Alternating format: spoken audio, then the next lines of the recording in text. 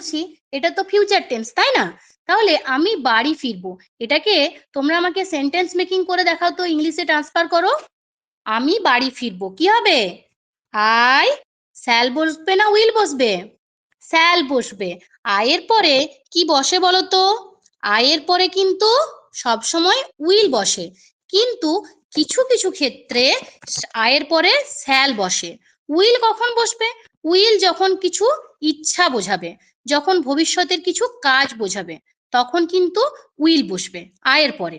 যেমন ধরো আমি বললাম আমি স্কুলে যাব, আমি স্কুলে যাব, তখন কিন্তু আমরা ব্যবহার করব I will go to school. Shall আর উইল দুটোই কিন্তু ফিউচার টেন্সে ব্যবহৃত হয়, কিন্তু আমি কি বলছি উইল কখন ব্যবহার করব? উইল কিন্তু আমরা আয়ের পরে বেশিরভাগ ক্ষেত্রেই ব্যবহার করব, কিন্তু বিশেষ করে যখন আমাদের ইচ্ছা বোঝাবে, যখন আমাদের ভবিষ্যতের কিছু কাজ করা বোঝাবে, তখন আমরা কিন্তু উইল ব্যবহার করব। যেমন আমি কি বললাম, I will go to school, আমি বিদ্যালয়ে যাব। এখানে দেখো আমি বিদ্যালয়ে যাব মানে আমার একটা ইচ্ছা প্রকাশ বোঝাচ্ছে না? আমার ইচ্ছে করছে বিদ্যালয়ে যেতে, তাই আমি বিদ্যালয়ে যাব। তাহলে এখানে আমরা বসালাম উইল। বুঝতে পেরেছো? এরপরে শ্যাল আমরা কখন বসাবো? শ্যাল, ধরো আমি কারোর কাছে কোনো অনুমতি নিচ্ছি, কারোর কাছে কোনো অনুমতি নিচ্ছি, বা কাউকে মানে কারোকে কোনো কোয়েশ্চেন করছি, মানে কোনো প্রশ্ন জিজ্ঞাসা করছি ভবিষ্যৎকাল হিসাবে, তখন আমরা কি ব্যবহার করব? শ্যাল ব্যবহার করব। যেমন আমি যদি বলি শ্যাল উই স্টার্ট নাও, মানে আমরা কি এখন শুরু করব? শ্যাল উই স্টার্ট নাও, আমরা কি শুরু করব? এই যে আমি কারোর কাছে পারমিশন নিচ্ছি, তখন আমাদের কি বোঝানো হলো, কি বসবে বললাম? শ্যাল বসবে। তাহলে শ্যাল কখন বসবে? যখন কোনো প্রস্তাব দেওয়া বোঝাবে, কোনো অনুমতি নেওয়া বোঝাবে, বা কোনো কোয়েশ্চেন ব্যবহার করব, তখন আমরা ব্যবহার করব কিন্তু শ্যাল। বুঝতে পেরেছো? এরপরে উইল আমরা কি বললাম কখন ব্যবহার করব?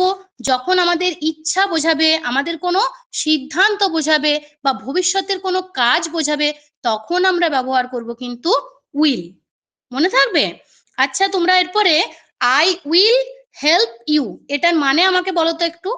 আই উইল হেল্প ইউ লেখো, প্রত্যেকে লেখো। এখানে আমি উইল কেন ব্যবহার করলাম? এখানে কোন আবেগটা প্রকাশ পাচ্ছে? আই উইল হেল্প ইউ মানে কি আগে বলো আমাকে, এর অর্থ কি? আমি তোমাকে সাহায্য করব, তাই তো? মানে আমার ইচ্ছে আছে তাই আমি তোমাকে সাহায্য করব। এখানে আমাদের ইচ্ছা, এই আবেগটা প্রকাশ পাচ্ছে, তার জন্য আমরা কি ব্যবহার করলাম? উইল ব্যবহার করলাম। Very good. আচ্ছা আমি পরে খাবো, আমি পরে খাবো, আই উইল ইট লেটার। এখানেও দেখো আমার ইচ্ছে হচ্ছে তাই আমি পরে খাবো, তার জন্য কি বসলো? উইল বসলো। বুঝতে পেরেছো?